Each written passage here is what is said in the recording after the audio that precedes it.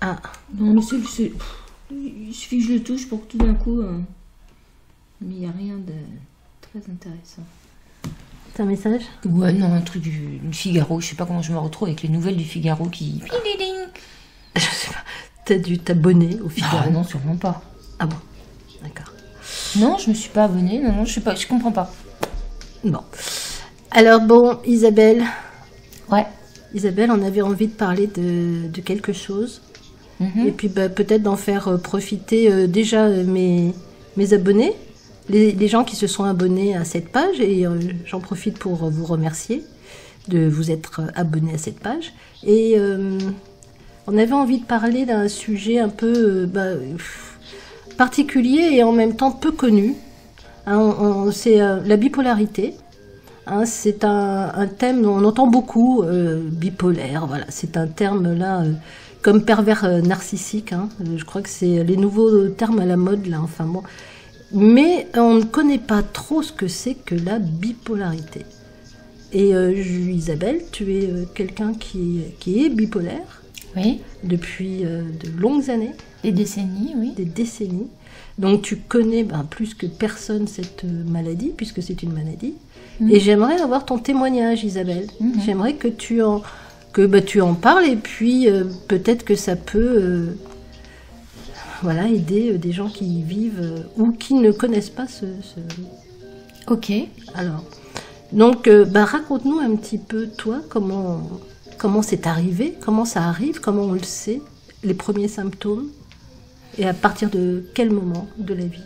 Je pense que pour moi, ça a démarré dès l'adolescence. C'est-à-dire que tous les symptômes de phase euphorique et de phase de dépression ont longtemps été considérés comme des symptômes de l'adolescence. Et c'est vrai qu'il y a un parallèle qui est intéressant à discuter. C'est-à-dire ces accès d'euphorie, de roi du monde, qu'on peut avoir à l'adolescence. Alors, euphorie, roi du monde, c'est-à-dire, ça se traduit comment? Ah non, là, je suis en train juste d'évoquer les adolescents et la fameuse crise de l'adolescence, où ces symptômes-là, en tout cas, se retrouvent. Donc, pendant toute mon adolescence, ça s'est passé un peu...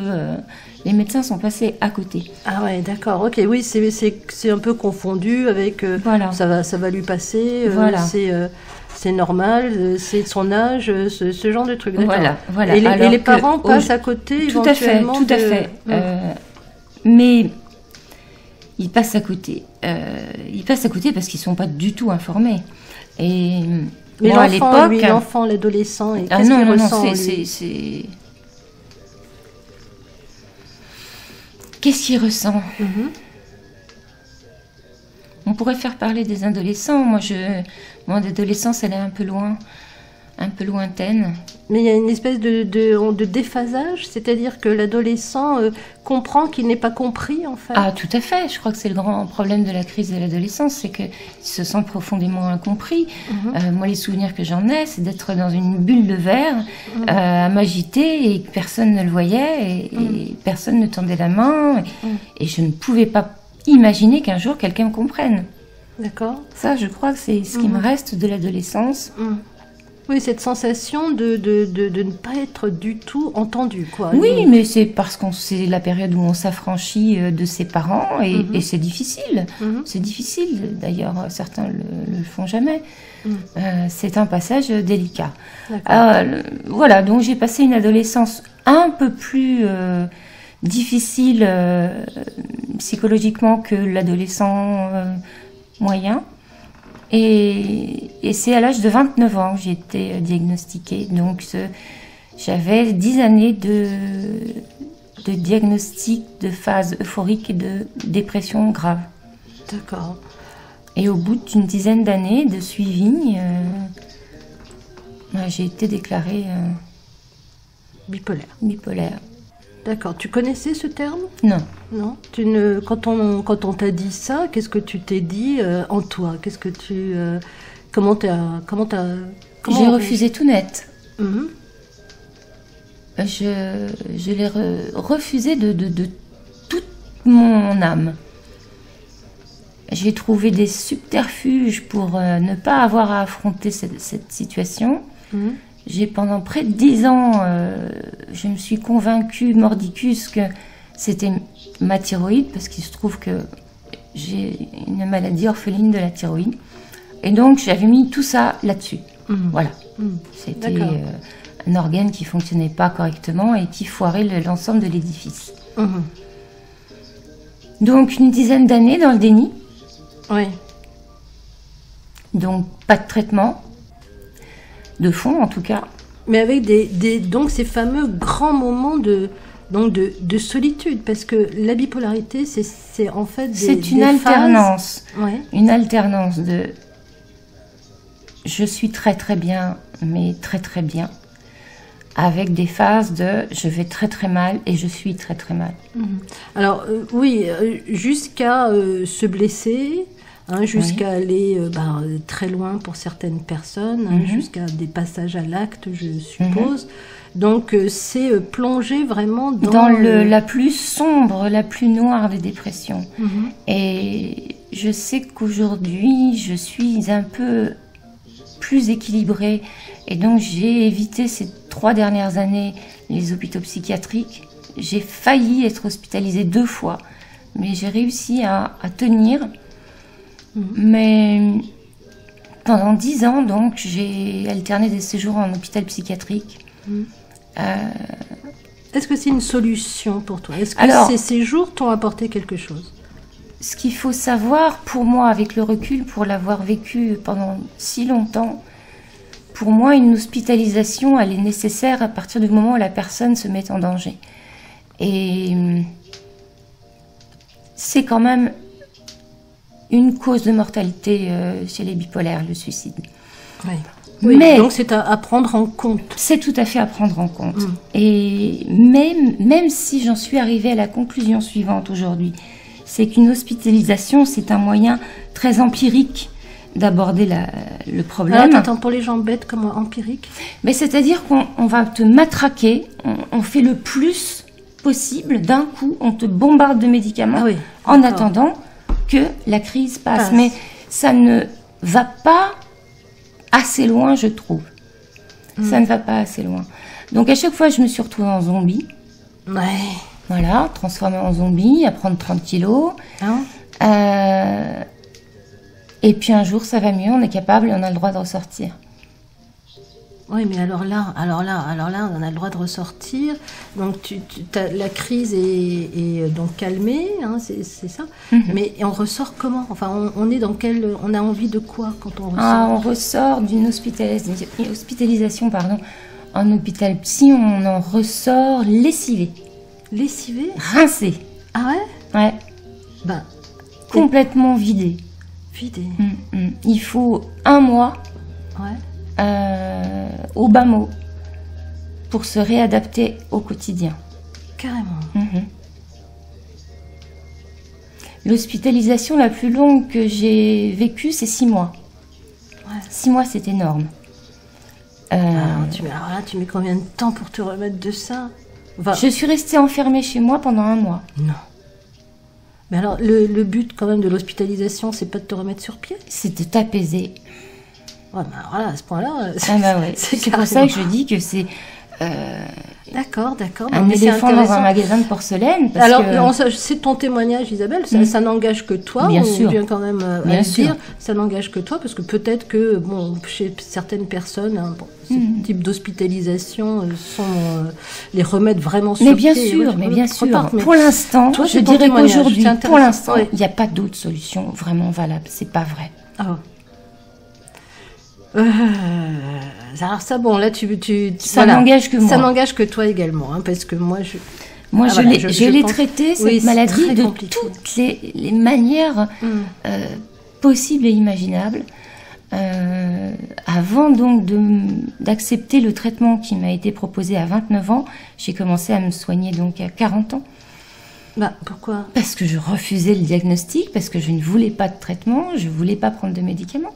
D'accord. Donc j'ai vécu aussi ça, j'ai résisté pendant 10 ans. Alors j'ai résisté en faisant des passages qui allaient jusqu'à 6 mois d'hospitalisation.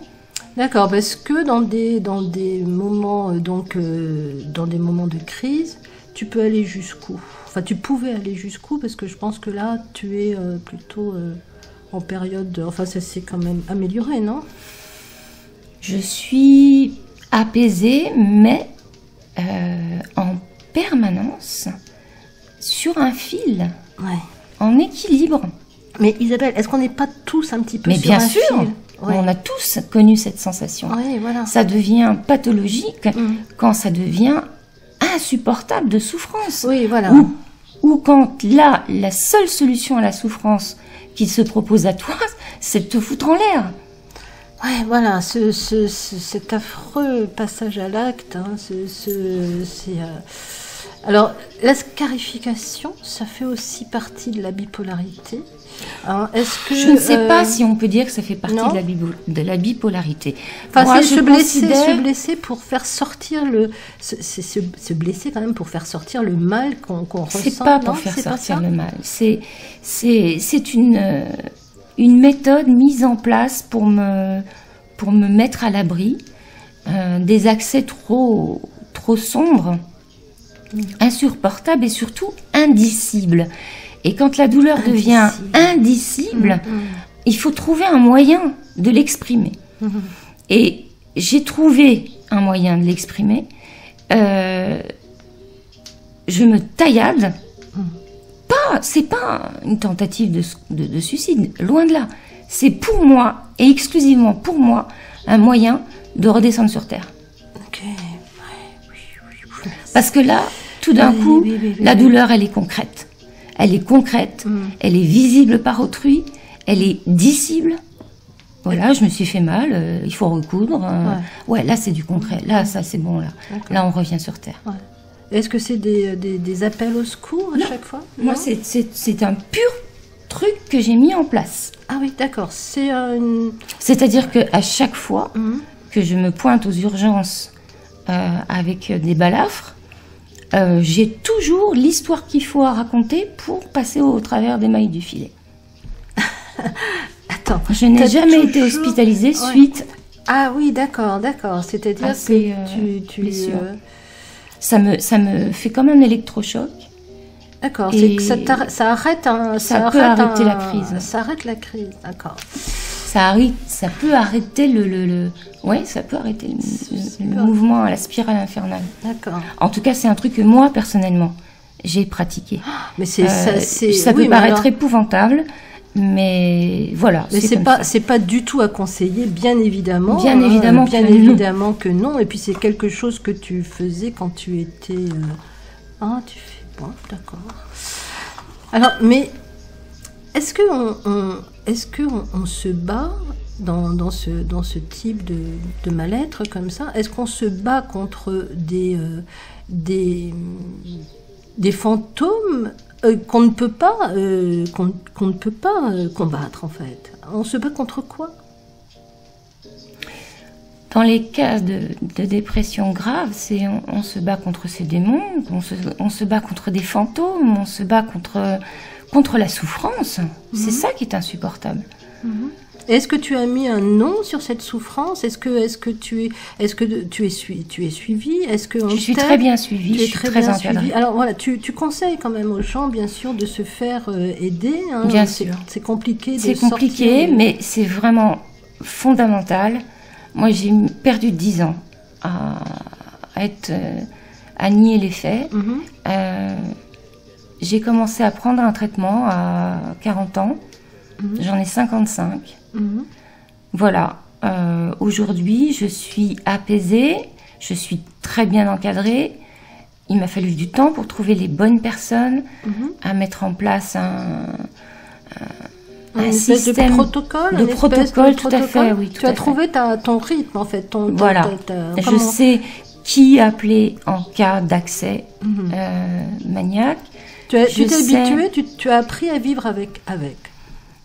Disons que j'ai vécu un truc assez extraordinaire, je pense, au sens premier du terme. Extraordinaire, qui sortait de l'ordinaire. Alors, extra, pas ordinaire. Ouais. Et j'ai eu un accès maniaque assez redoutable. Alors, je vais vous expliquer ce que c'est. Ouais. c'est difficile. Hein. Tranquille. En fait, je vais vous parler de mon dernier accès maniaque et vous comprendrez. Oui. Lors de cet accès maniaque,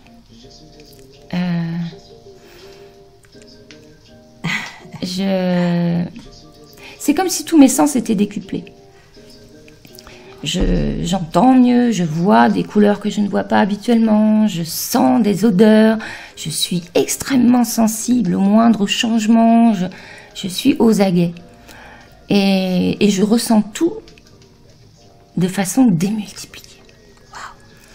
Ça veut dire que se retrouver face à l'océan, avec un peu de vent, un ciel un peu tourmenté, c'est carrément prendre son pied.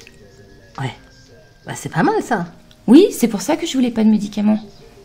Attends, que tu voulais pas de médicaments, tu voulais pas redescendre, c'est ça? Oui, quand t'as connu des accès maniaques, t'as pas envie d'abandonner ça. Ah d'accord, rester perché quoi en fait. Ah bah ouais mais Isabelle... Sauf que la descente est très très difficile. Ah bah tu m'étonnes. Bah oui.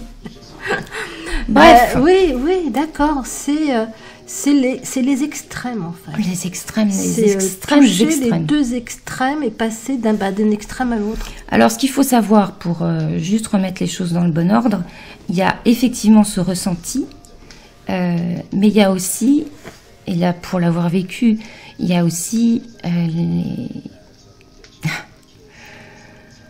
Oui. je trouve pas le mot. La confusion mentale. Ah. La confusion mentale, c'est quelque chose de totalement effrayant. Totalement effrayant.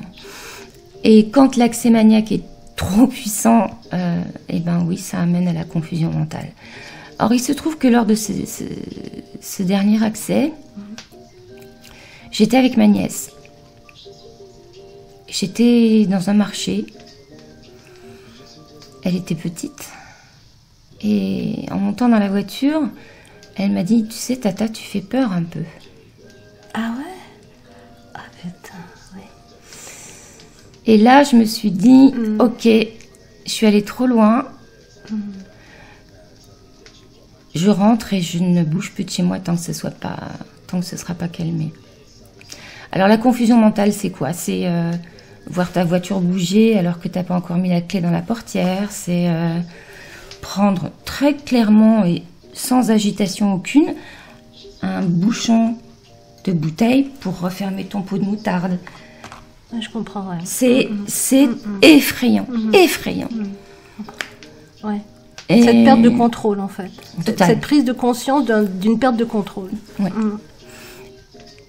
J'ai pas été hospitalisée parce que je pouvais avoir la possibilité d'être seule et de gérer ça dans mon coin. Donc je me suis en quelque sorte observée pendant cet accès. Parce que moi, personnellement, ma meilleure façon de combattre, c'est de connaître mon ennemi. Attends, la meilleure façon de combattre. Oui, ça c'est une phrase très très forte. Oui, je la répète, la meilleure façon de combattre est de connaître son ennemi. Voilà, en tout cas, c'est ce que je mets en place, moi, pour surmonter tout ça. C'est-à-dire que à un moment, j'ai voulu en savoir plus, plutôt que de passer par la case zombie, qui me faisait passer ces caps-là, alors peut-être plus en douceur, mais avec une expérience sans résultat, parce que trop ensuquée par les médocs pour savoir ce qui m'arrivait. Alors que là, je l'ai vécu, j'ai raccompagné ma nièce, elle va très bien, je vous rassure. Oui. Mais j'ai compris que là, il fallait que je m'enferme chez moi et que j'observe la bête. Oui, d'accord, d'accord. Oui, tu as eu la force de t'extraire, en fait, de l'image extérieure que tout ça pouvait éventuellement transmettre, en fait. Ce qui a été extraordinaire, ça aussi, c'est cette petite phrase de ma nièce qui m'a... Bing. chlouf. Ah ouais, Ouais. ouais. Je pense qu'elle m'a sauvée là. Oui, Elle m'a c'est sauvée. possible. Hein, souvent, il suffit pas de grand chose. Hein, juste, voilà, une vérité hein, qui Une prise de conscience. Une prise de conscience, hein, voilà, qui déclenche une prise de conscience. Et puis là, on réfléchit et on essaye. Alors, donc, bon, comment tu vis aujourd'hui avec? Donc, tu as trouvé cette espèce de protocole. Hein, tu as accepté. Psychiatre. Voilà, tu es suivi par Un psychiatre, une psychologue, une infirmière psy. Donc il y a quand même beaucoup de monde aussi autour de toi. Comment on vit avec ça? Comment on arrive à vivre avec ça? Alors on parlait un petit peu des inconvénients du handicap non visible, parce que c'est une forme de handicap quand même non visible, et c'est pas toujours évident, les gens ne comprennent pas toujours, c'est très compliqué, ce sont des maladies très compliquées à expliquer. Comment, est-ce qu'en quelques mots tu peux l'expliquer? Bon, je reprendrai les termes qu'on a déjà utilisés, c'est l'expérience de sensations extrêmes, que ce soit dans le positif ou dans le négatif. D'accord. Voilà. Ok. On parle beaucoup d'hypersensibilité. Je vois ça sur les réseaux.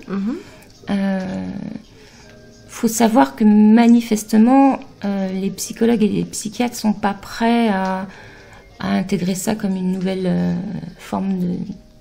Oui, voilà, c'est considéré Là, comme de l'hypersensibilité, comme une grosse éponge qui prendrait tout. Mais enfin bon, t'as quand même, enfin bon, il y a éponge et éponge, je veux dire, hein, parce que bon, voilà. Alors les époques étaient aussi un petit peu différentes. Hein. Tu es quelqu'un qui a grandi, pareil, dans les années 70-80, c'était des époques particulières.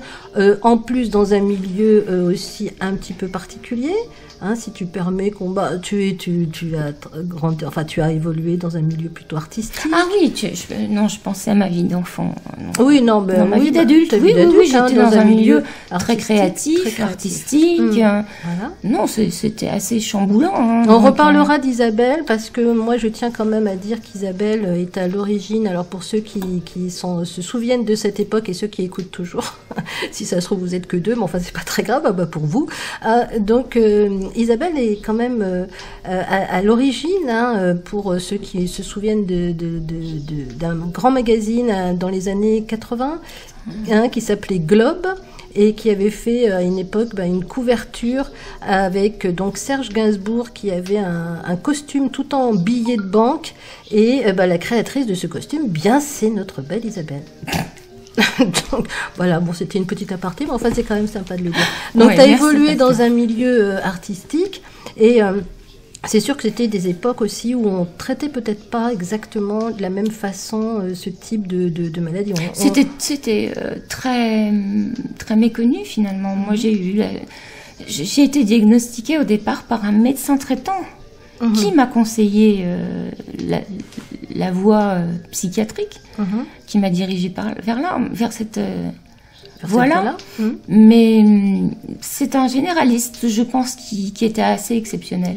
Non, c'était pas connu du tout. D'accord. Mais pour toi, on parlait d'ailleurs pas de bipolarité, mais maniaco-dépressive. Ah oui, voilà, on parlait de dépression maniaco-dépressive. Voilà, d'accord. Oui, le terme a évolué. Oui. Du temps. Et ce que je trouve un peu dommage, et c'est vrai que c'est agaçant, mais si je me fais l'avocat du diable, on en parle beaucoup. Ce que tu es en train de faire, là, on va l'entendre au micro. Hein. Elle est en train de nettoyer la table avec une allumette. Oui, pardon. On en parle beaucoup, on l'utilise beaucoup. Moi, ce qui m'agace profondément, c'est que maintenant, il n'y a plus un polar, il n'y a plus un roman où il n'y a pas un personnage bipolaire. Oui. Je sais par ma nièce que c'est une insulte de cours de récré.